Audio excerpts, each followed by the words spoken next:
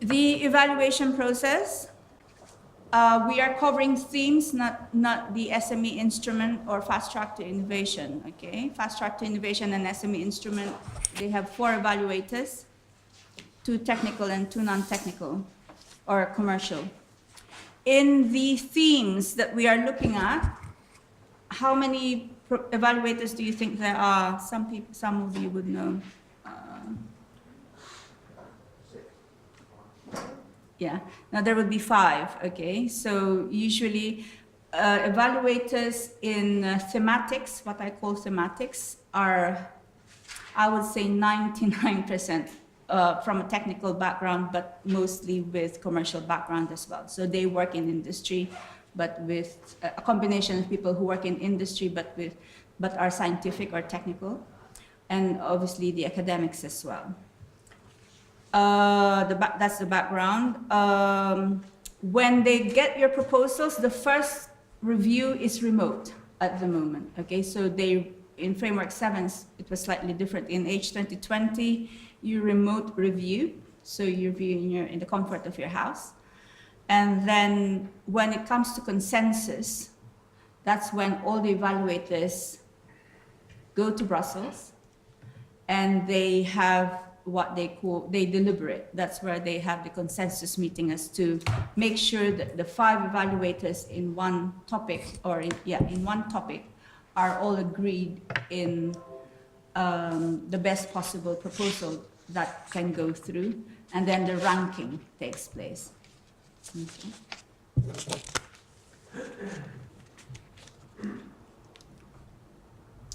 Now, as I said earlier, you have to be able to link your excellence, your impact, and your implementation.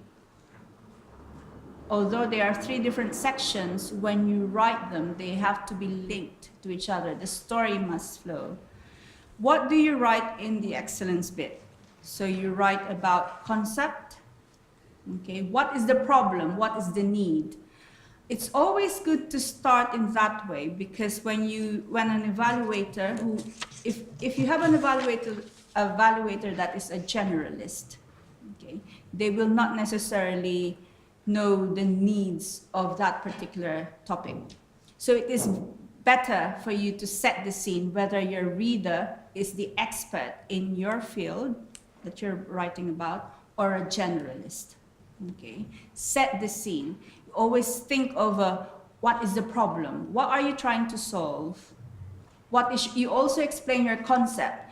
Don't let your evaluator read your concept after page 3, okay, because you would have missed the point by then. They would have missed the point by then. You also have to write your objectives.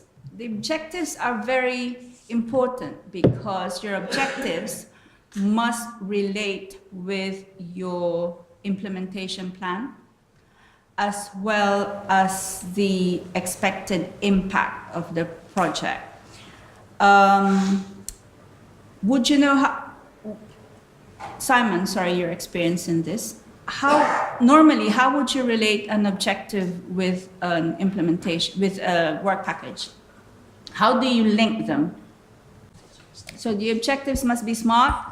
Yeah, SMART. When they're going to be achieved, if they're going to be achieved earlier on in the program, within your project, or at the end of the project, and also which work packages or areas of work they relate to in your implementation work plan. Yeah, okay. A good trick to do this, okay, so if you're writing your objective, say my specific objective is it would be interesting, it would be good for you to write at the end of it which work package or task that objective will relate to, okay, because then it's easier for the evaluator to cross-reference.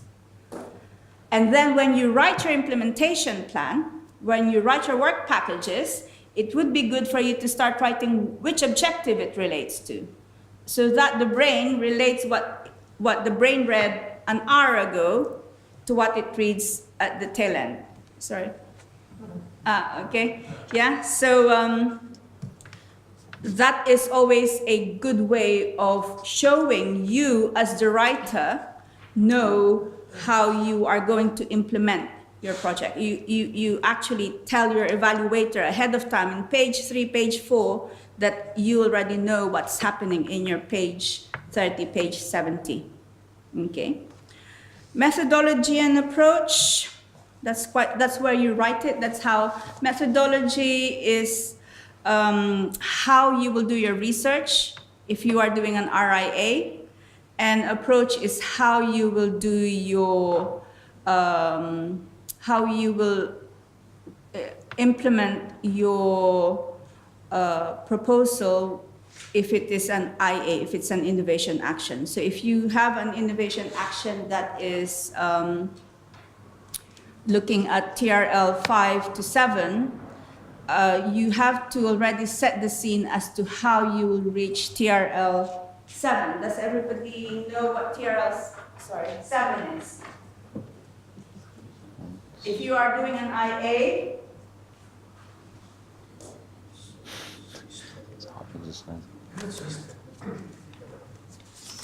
TRL 7 is you have a system prototype demonstration in operational environment. Okay? Remember, you can either write an RIA, if the call is an RIA. If it's an IA, you are writing to a higher TRL.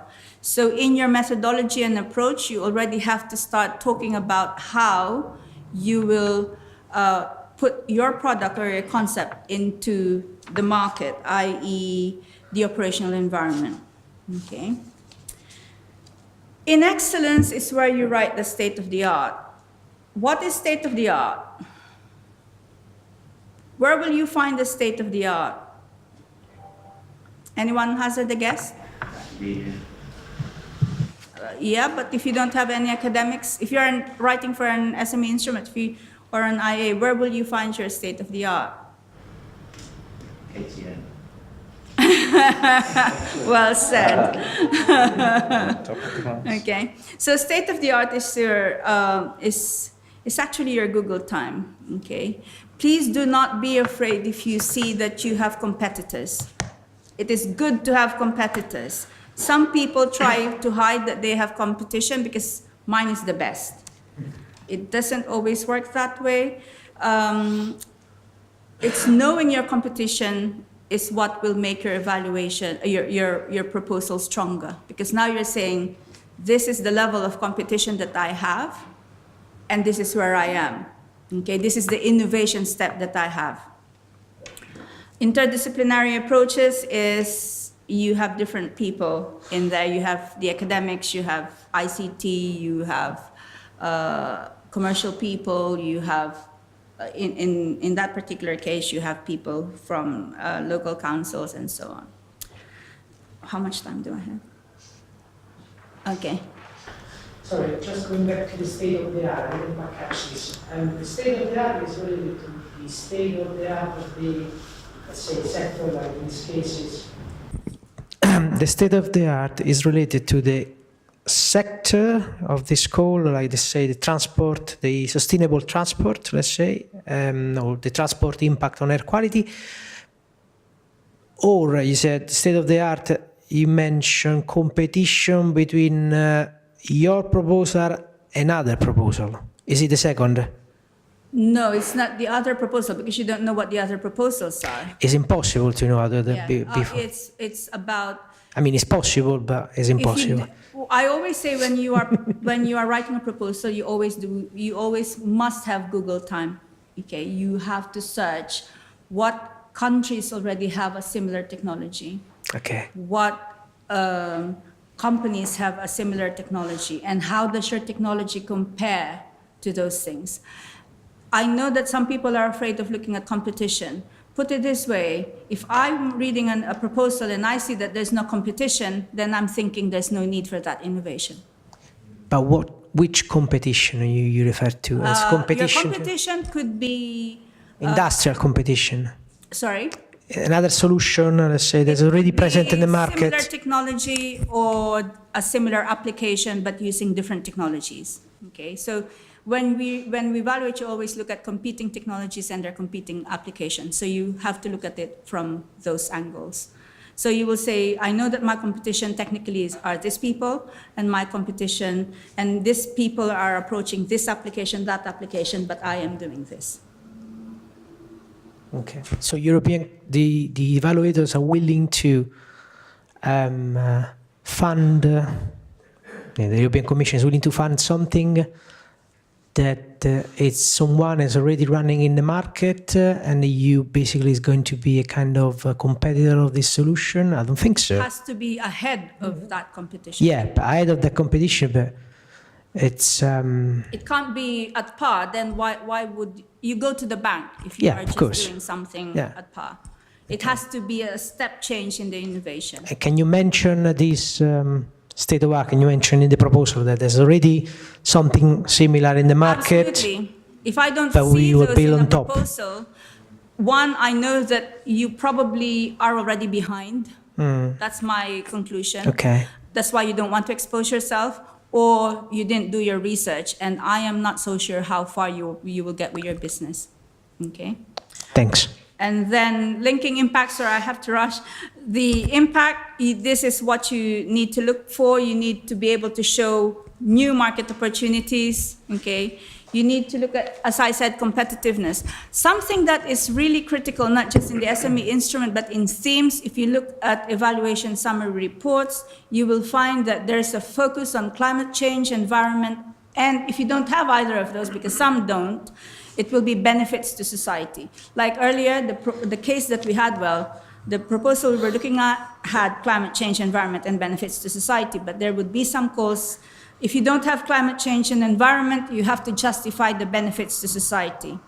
In impact, that's where you will cover your exploitation, dissemination, communication, and your intellectual property. You have to know how you will manage that knowledge that you will get. Will you patent, or will it be a trade secret? It's okay to be a trade secret. Not everything has to have a patent, but you have to make sure you write about why you are writing something that, while you are protecting it as a trade secret. Because you have to have a reason. You just don't do it because you're lazy to write about it. Okay? And then now we look at implementation. In implementation, this is when you talk about your human resource and your infrastructure. Ladies and gentlemen, although Section 4 is not part of the evaluation process, it is one of the most important sections that an evaluator will look at. In fact, for my case, it's the first thing I look at. I look at your Section 4 because I know who are in that company or in that consortium. Okay? If I don't know the capabilities and the capacity of each of the participants in that proposal, it weakens the whole of what you write in Section 1 to 3 in my head, because I do not know if you can actually implement the project. Okay? So Section 4 is not something that your administrator can do a copy and paste of what they find on Google and just dump it in Section 4. It has to have relevance to what you're writing about. I have to see that you have the right people that will take this innovation forward. Okay? Work plan, as I said, you need to link it to your objectives, and this is what we were talking about earlier. In your objectives, you write about which work packages they're related to, and vice versa. Management structure and procedure, this is something that a lot of proposal writers miss. You have to write how you will implement that project. If there's conflict, how will you resolve that conflict? You will say it's in my CA, but the CA is not part of your core contract. Doesn't work. You just don't say it's in my CA. You talk about how you will manage the communication within the consortium, okay? And then also the procedures, like how many in voting, how many do you need for a quorum? If there's a problem, when do you speak to the EU officer, and so on and so forth. You write all of those things. Appropriateness of allocation of task, valid role and adequate resources. An experienced evaluator can actually tell when you have hangers-on in your proposal. You can read that. And you can trust me, once you implement that project, if you win it, you will suffer from it because it shows in the way that you report, okay? Infrastructure, going back to infrastructure, make sure you show that you have the right laboratories, the right equipment that you will need for that particular proposal that you're writing about. Are there any questions on this? Sorry, I had to rush it. Okay. So just one quick question.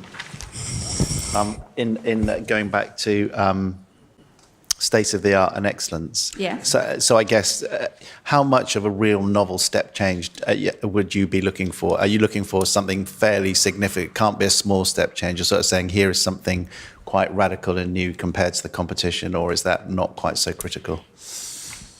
The answer is it doesn't matter. But the one thing that you have to remember, it's a competition. Okay, so especially in theme calls where they are all talking about the same thing, because it's not bottom up, it's top down. All of the people that are writing a proposal in the particular topic you're applying for are all your competitors. Imagine all their technologies, okay? So what you find on Google, it could be exponentially much more with your competition. So you always bear that in mind. As I said, it doesn't matter if it's a tiny change or a massive change. In your mind, you have to think you are in a competition. So if your change is only minimal, I probably would have not spent that much time in it. But it could be a very simple solution that has a massive impact, as opposed to a complex technology breakthrough. So it's more about the impact than the technology. It's the impact, that's correct. It's not. And also there could be some innovation, some technology that is not yet available in there. Yeah. So I come across a lot of proposals that are first in the world, and it's absolutely impressive. It's impressive stuff. But what do you mean first in the row? Sorry. I see a lot of proposals that can claim, and once you do your search, you know that they are correct. That what they are implementing, their innovation is first in the world. It hasn't been done anywhere. And that's positive? Yeah. Okay, good. So, in terms of putting the state of the art into the proposal, how much detail do you need to go? I mean, are you just putting in academic references, or are you just mentioning the ones who are competitors, or how much more does it need to go into? Because your evaluators are a combination of those background academics and or technical commercial people. My suggestion to you, because you are talking about the SOTA in excellence, you are linking it to your expected impact. Sorry, I have a lot of things in my head and I'm trying to rush. In your state of the art, you can say, you can put the references, but you can also now link it to your expected impact by saying the other competitors in this field are in this country, are these companies, and they are from these countries, and their prices are this. You need to know their price because you need to know whether your product is competitive. And you also identify what your innovation is against their innovation. Okay. So once you write that in excellence, it's a lot easier for you to write your impact. Because now you have something to relate to. Yeah, thank you. Yeah. Can you embed the business model? Because it seems to me that before rather 2020, the majority of the call were really focused on pure research. Then they realized that pure research is not working out in terms of commercial scalability.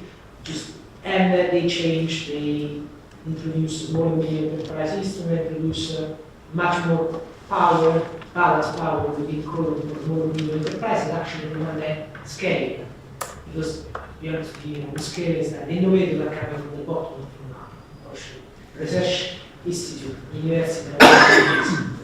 So I think this is a balance. It's really important to understand that from you that you have heard that what is actually we are looking for. Right? We are looking for something that can scale up in a range of 1 to 10, scale up quickly, and go to the market, or something that just purely research. Depends on what you're applying for. Are you applying for an RIA or an IA? IA, yes. So if you're applying for an IA, you should be able to show ability to scale up in terms of human resource, ability to scale up in terms of infrastructure, okay? And also ability to have what you need to scale up. So what other technologies do you need to enable you to grow? So it's all those things that you have to identify. And whether in the RIA is more shift towards the commercialization of the project rather than the innovation. RIA is more into innovation, and IA is more commercialization. IA is more commercialization. Yeah. It's higher TRL. It's trying to go into the market. How will you penetrate the market with your innovation? And your innovation should already be ripe for it. It can't be a researchy type. Evaluators or even project reviewers, once you are running your project, can tell whether you were lying in your proposal or not. What about the CSA? CSA is mostly about communication about what already exists, and you're just disseminating that information to a wider audience. So still more research. Higher than that. You already have something to disseminate. Yeah. Last question. Yeah, we're talking in all of this really about industrial R&D, though, aren't we? It's not academic. No, I probably would talk about academic R&D if I'm talking about FET, Future Emerging Technologies, because those are much lower, TRL 1 to 3. We are looking, although the EU is looking at TRL 3 to 5 for an RIA and 5 to 7 for an IA, in effect, they are looking at how that innovation, whatever it is, can benefit the economy, the society, and jobs in Europe. That's industrial R&D. Yes. Thank you. We can ask questions later.